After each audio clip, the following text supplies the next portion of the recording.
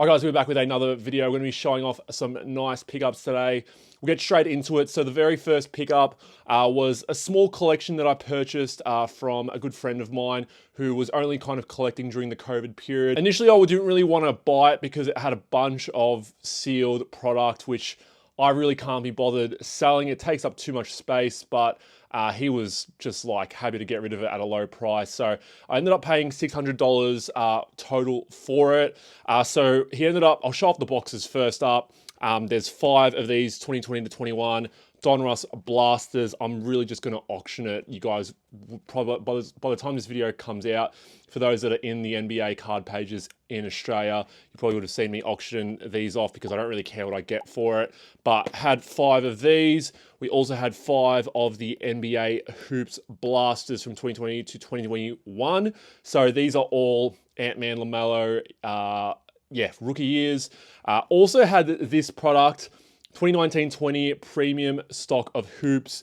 Now, if you guys were collecting back then, you probably might remember that at the time, EB Games were selling sealed product like this quite cheap, and people were using bots or they were using whatever to pretty much buy a ton of these. Probably what's happening right now with Pokemon at the moment, and buying these at quite cheap prices and then reselling them quite highly. So I had 5 of these blasters as well. I actually bought a bunch of these myself and opened a couple of them.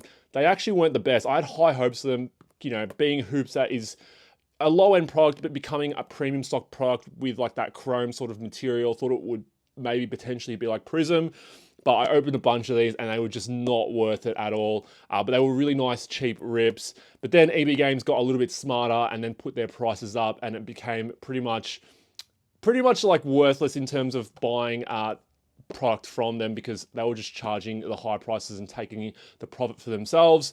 And then also he had 5 of the 2020 to 21 Prism blasters. So these are probably the best ones to kind of get. You can get 1 order, 1 memorabilia. Look, I might end up saving a couple of these for myself just to rip for my own entertainment and satisfaction because I love opening product. But yeah, I think, you know, the collector in me loves to rip it, but then it's also like, I'm just not a gambler.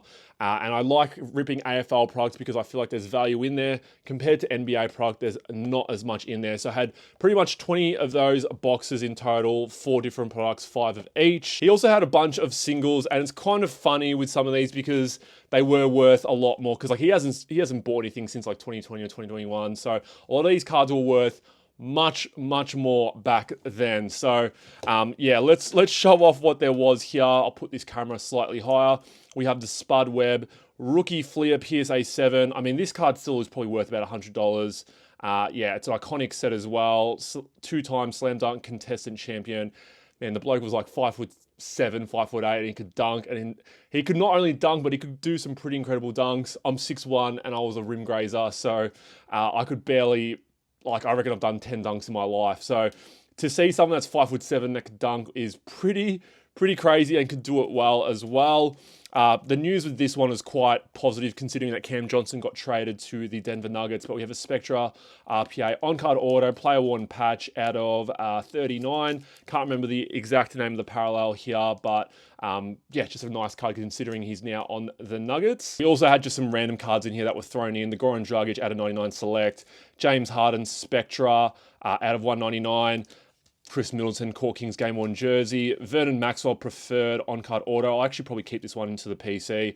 I think I do have a Mad Max auto already, but I mean, the price I got it for, I'm pretty happy to keep some cards in the PC.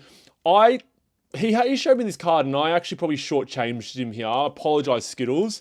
But yeah, he had a Brad Beal Select BGS 9.5. I looked at it, I was like, oh, it's probably not worth too much. It isn't like crazy expensive, but I didn't realize, but these were actually numbered out of 25. And, you know, back then they probably would have been like a $200 to $300 card. Nowadays, it wouldn't even be 3 figures. But Brad Beal now bought out by the Suns and now in the Clippers. I thought his career, it wasn't finished, but I feel like people were quite negative on him.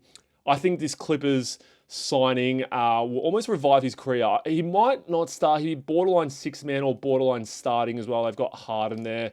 And then you've got Paul George. He could fit in and start on that team, but yeah, I'm not too sure what his prospects will be like after. I'm not that I'm going to be holding it, but it's out of 25. I didn't realize it was numbered, like I just said, but BGS 95 for Bradley Beal. And then this card has a funny story. So he won this one in a Raz.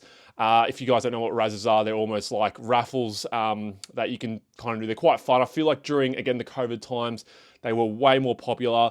But he won this card, and at the time, I think it was valued at like $600 to $700. He said when I bought it off him, because I was kind of valuing everything, I was like, I don't like right now the comps that are like $100 or $80 to $100, and at one point he was like, it was valued at $1,100. I'm assuming back during his Utah days where he was killing it during the playoffs. But this card has fallen massively now. But yeah, Donovan Mitchell, Silver Prism BGS 9.5, still on the Cavs, probably, you know, favorites to win the East at the moment. And yeah, really nice card, but it's just crazy to see how this card has gone from being a 4-figure card into a 2-figure card, borderline 3-figure card. So shout out to Skittles for that one. That was a nice little collection purchase. Next little pickups, I paid $200 for the 4 of these. I'm really high on this guy. We have a nice little Deni Avdija lot. Played very well to end the season. If you look at his All-Star stats, post-All-Star stats, he played incredibly well. And now that they've traded Anthony Simons, they've got Scoot Henderson, Shaden Sharp, got Hanson Yang there as well, who's been playing very well. I mean, Donovan Clingan. They've got some nice players. Drew Holiday, Damian Lillard, who'll be rehabbing, probably won't play this season. But Deni, he looks like the guy for Portland. So this is the Optic Pulsar out of 17. It is very short printed, out of 17. Auto, we have the Spectra RPA or RJA because there's not a patch on it, out of 99. The Celestial on-card auto. We have the Optic Rookie Ticket Optic Contenders on-card auto as well, not numbered. And then the last card here, a Deni Avdija SGC 10. It's a sticker auto, but SGC 10.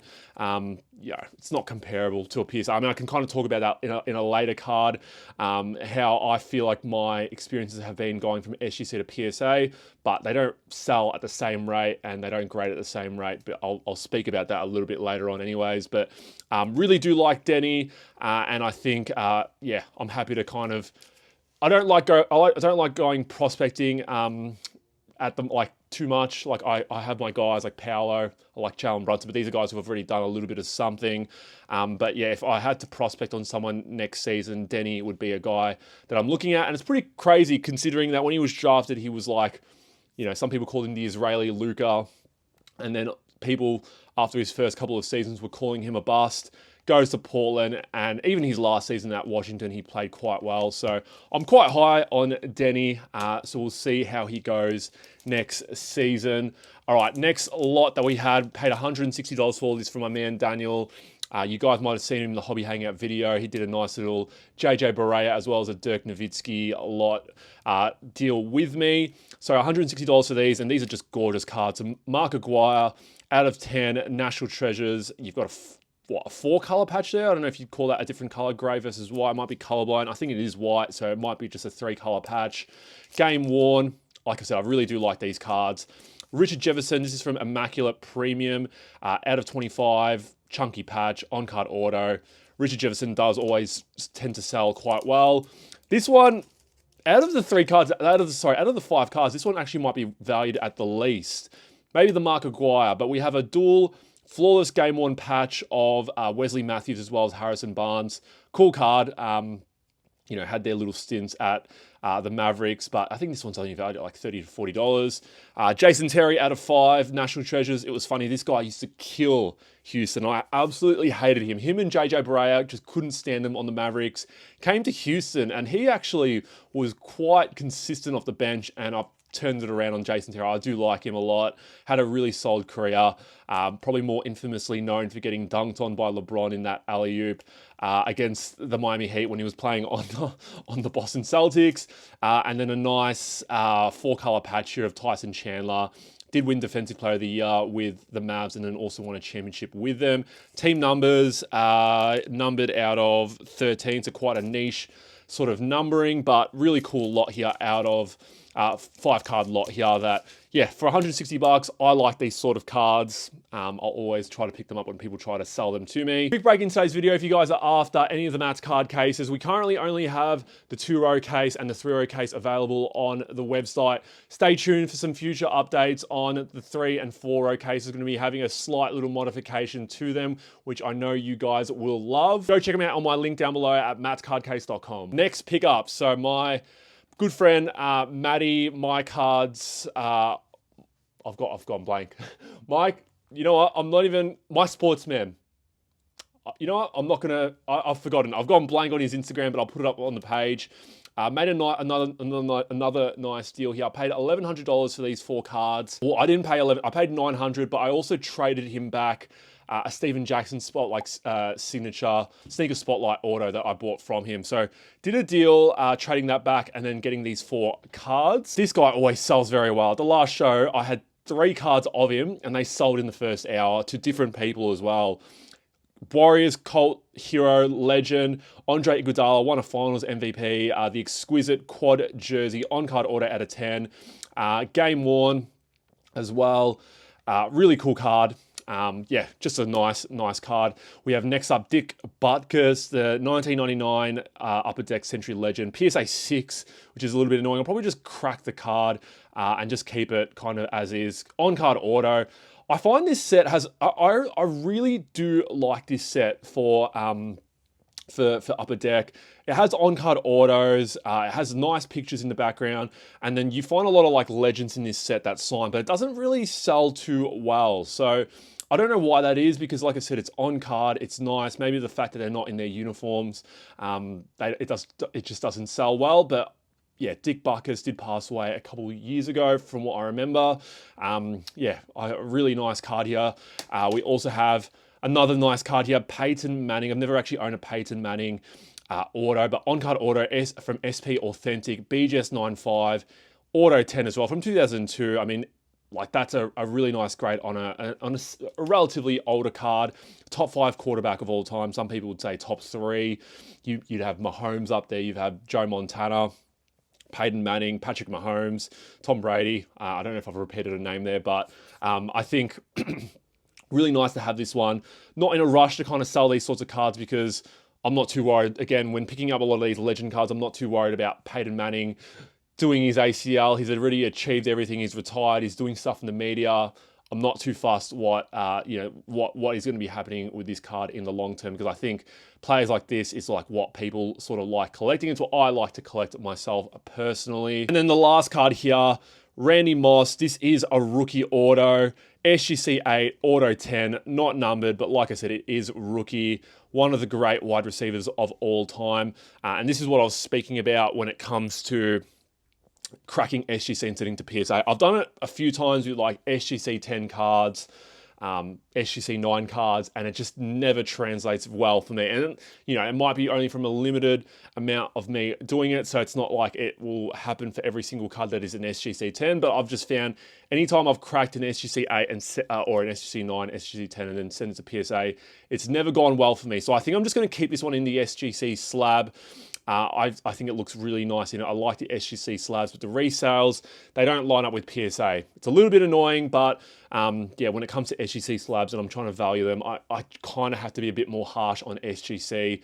And yeah, people are always kind of understanding of it, but I've just found that's always the case when it comes to SGC cards. And then the last lot here, I actually can't remember what I paid for this. It was 3 figures, low 3 figures. I'm assuming $100 to $150 from my man Max. He had a bunch here, stuff that was just going to whatnot. I really don't like buying as much of this stuff anymore, but when the value's there, I will buy it. Panini 3 count.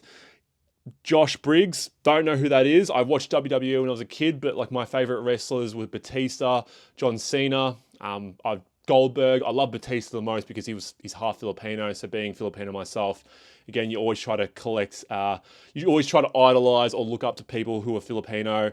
Reese Shea, Based Prism, Rashawn Holmes, Austin Reeves number, De'Aaron Fox, Armin Thompson, the neon green, which are relatively hard to find, Cam Whitmore, base, case on Wallace, Ant-Man, a bunch of Ant-Mans here, some 90s cards, Wembanyama, Global Reach, Jameson Williams, jersey.